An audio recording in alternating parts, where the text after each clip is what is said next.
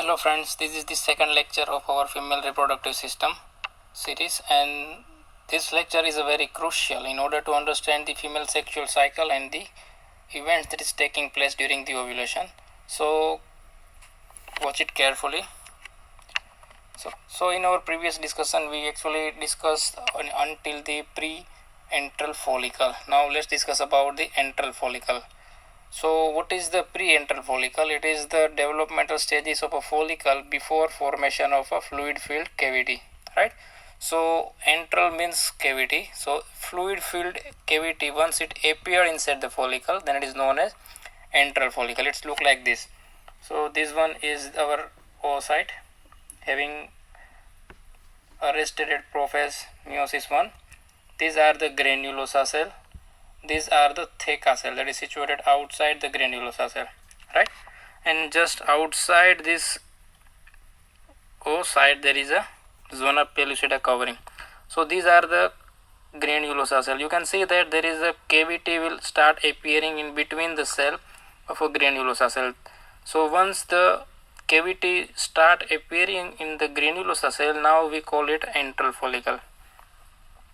And as time passes, this antrum or the cavity become enlarged, and it will be look like this after some time. So this antral is filled with a follicular fluid. Now let's discuss one by one. First the growth, then the gametes, and then the endocrine function. So starting with the growth. So as far as this pre-antral follicle is concerned, once the pre-antral follicle is enlarged and it increase in number of a granulosa cell, and it actually make 6 to 7 layer thickness of a granulosa cell, and after that as the time passes there is a fluid filled cavity starts appearing between the cell, and once this cavity combine or coalesce, it make a cavity, it is known as antrum. So after that it can divide the granulosa cell into two. You can see divide the granulosa cell into two. One type of granulosa cell that is situated at the border of a follicle like this. This one another set of a granulosa cell, it surrounds the actual oocyte. Got it? So let me give you a beautiful picture. This one, see, this is the antrum, the fluid filled cavity. This is the layer of a granulosa cell that is situated and make a outer boundary of a follicle. One set of a granulosa cell is just outside the zona pellucida. That granulosa cell is known as a cumulus, and the granulosa cell that make a outer covering of a follicle, it is known as a mural granulosa cell. Got it? So basically granulosa cell is divided into two, mural and cumulus cell, and mural granulosa cell it form a outer wall of a follicle, this one, and the cumulus granulosa cell is situated just outside the oocyte, or just outside the zona pellucida. It make an inner cell that surround the oocyte. Got it? This one. And at the time of ovulation, along with this primary oocyte and zona pellucida, cumulus granulosa cell is going to secrete, or it going to detach and release. So it is known as a corona radiata. So in release oocyte during the ovulation. So during the ovulation, not only germinal vesicle, the primary oocyte along with the zona pellucida, one layer of the cumulus cell will also be secreted, and this entire complex of oocyte, zona pellucida and cumulus cell is known as a corona radiata. And the main function of the cumulus cell is that during the transport of a follicle from the ovary inside the uterine tube, it will provide or nourish the nutrition to the oocyte, primary oocyte. Now what about the gametes? This is the important thing. What about the gametes? Gametes, the state of a gametes is that it still arrests at the primary oocyte, will still arrest at the prophase meiosis 1. Now this is the best time to understand one more theory or one more concept. That concept is two cell, two gonadotropin model. So let's see the picture. Alright, so this one is the theca cell, another one is a granulosa cell. Now theca cell, as we know, is more or less similar or analog to the Leydig cell. It is a LH receptor. Granulosa cell is analog to the Sartori cell. It is a FSH receptor. Now we know that ovary somehow will produce estrogen, right?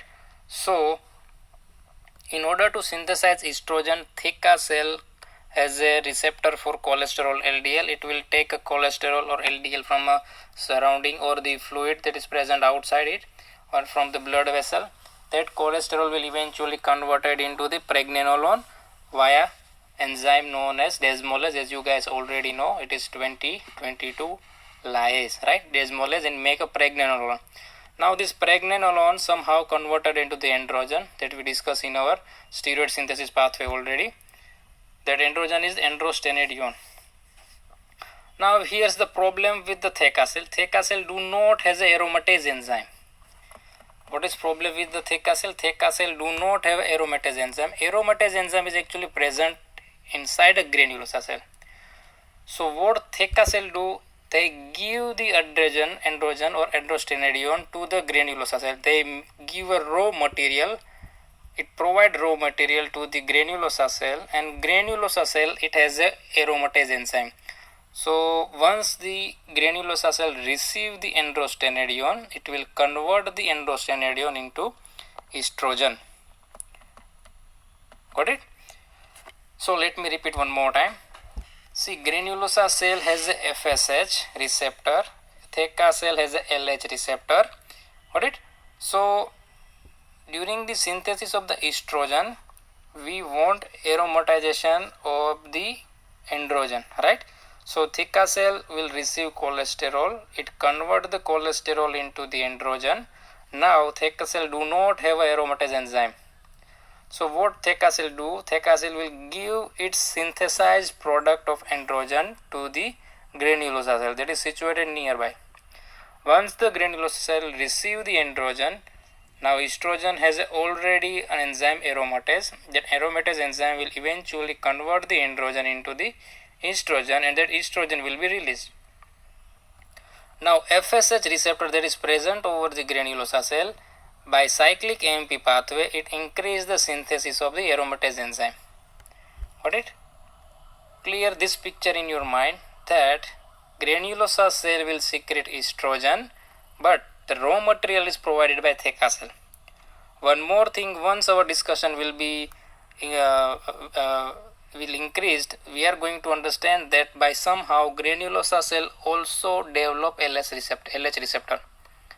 But right now, just remember that granulosa cell is more or less same as a Sartori cell, and theca cell is same as a Leydig cell. Theca cell is a LH receptor, granulosa cell is a FSH receptor. Now let's write it down about the endocrine function of the antral follicle. Theca cell will generate androstenedione, but it do not have a aromatase enzyme. So androstenedione will goes to the granulosa cell. Now FSH will induce the production of the aromatase in the granulosa cell, and here androgen will be converted into the estrogen. This estradiol 17 beta is a active form of a estrogen. Now let's discuss about the next stage, that is Graafian follicle or the dominant follicle. In some books it is written as a Graafian follicle. In some books it is written as a dominant follicle. Now you can see inside the ovary we have mostly all the type of the follicle is present. So some follicle are in the pre-ovulatory phase, some follicle are the primary follicle, some are at the stage of the secondary follicular development, some are literally the primordial follicle. So all the type of the follicle are there inside the ovary. Some are smaller, they eventually become bigger and bigger. Got it? Now at the end of a previous menstrual cycle, large antral follicle is recruited.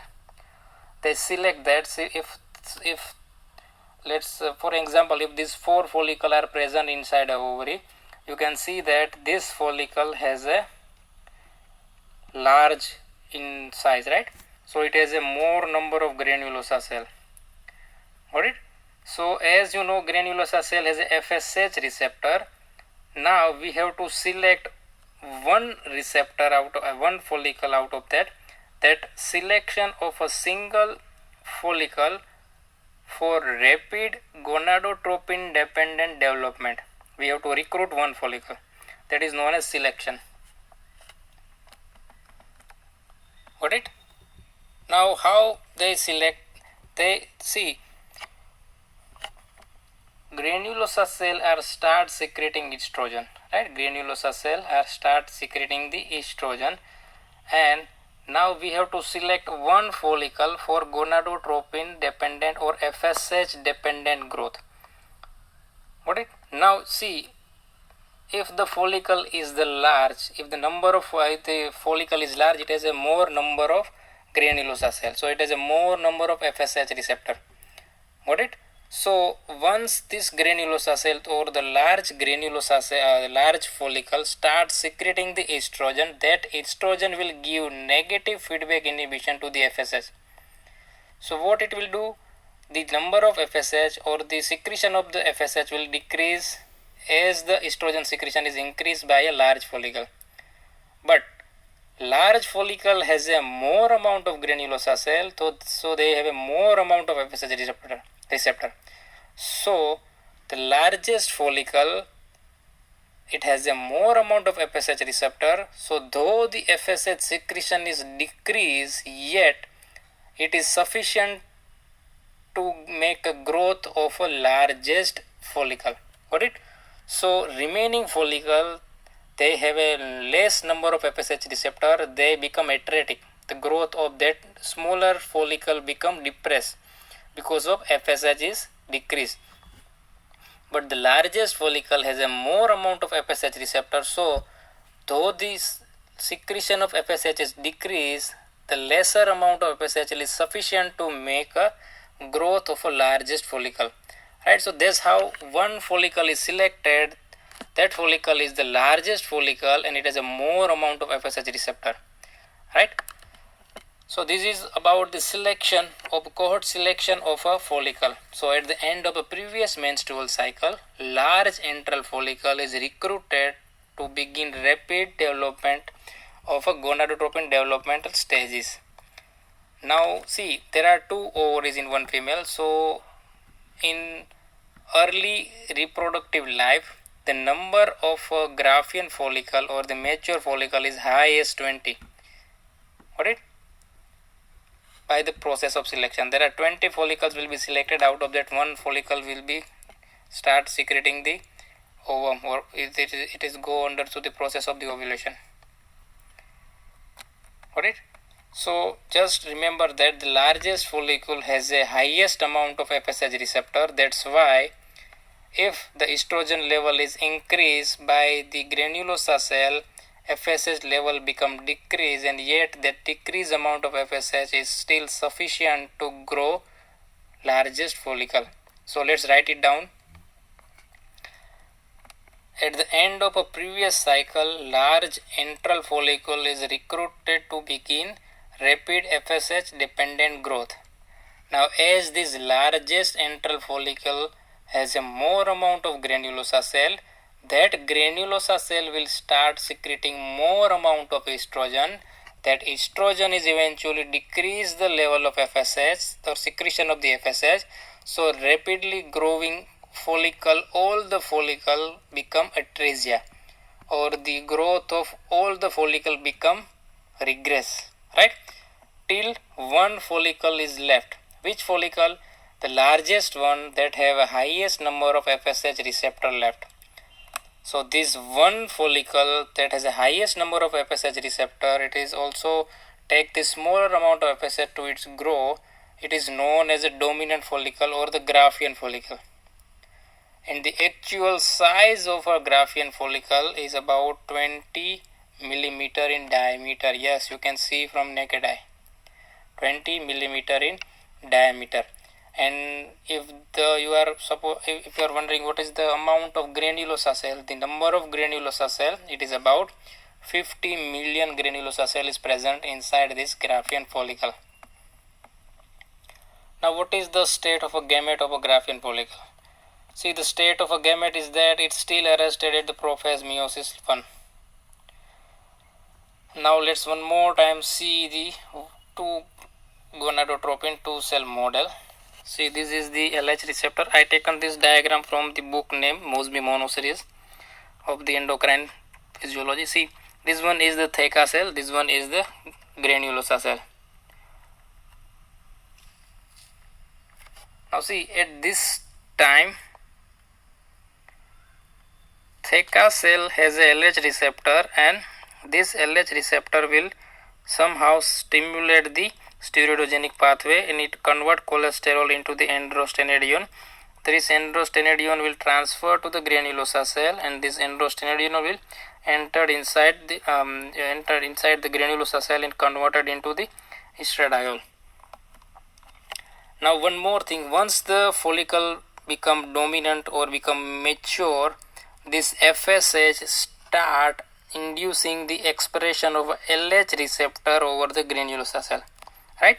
So FSH also induce the conversion or induce the expression of a LH receptor. LHR stands for LH receptor over the mural granulosa cell. So if you remember that mural granulosa cell is present over the surface or the boundaries of a follicle, right? So now if this is the mural granulosa cell, it has a two type of receptor. One FSH receptor is already there, another one is the LH receptor. So mural granulosa cell is now respond to both gonadotropins. Now what is the purpose of inducing the LH receptor over the mural granulosa cell? So it ensures that mural granulosa cell will respond to LH surge. What is LH surge?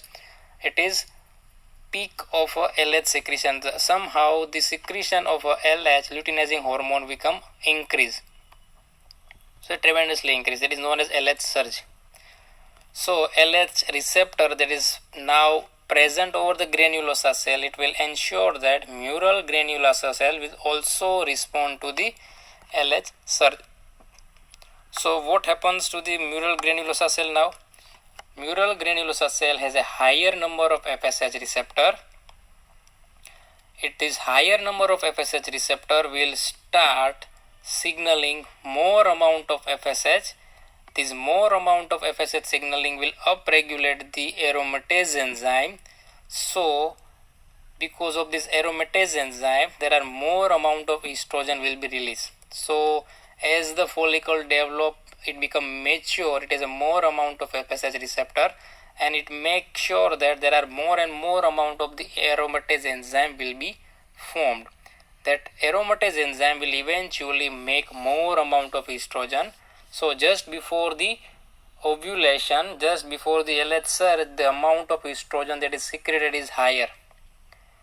And now because of this FSH, now granulosa cell also has a LH receptor. So now granulosa cell will also respond to the LH surge.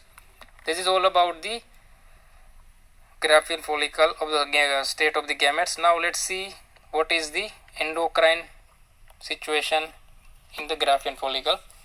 So mural granulosa cell has a higher number of FSH receptor, so it become more sensitive for the FSH signaling. Now what FSH do? FSH will strongly upregulate or increase the secretion of the aromatase activity. So increased aromatase activity will eventually make estradiol from the androstenedione. Yes, this androstenedione is still came from the theca cell. Alright. So this higher amount of estrogen, once it reaches to a limit, that limit we are going to discuss once we discuss ovulation.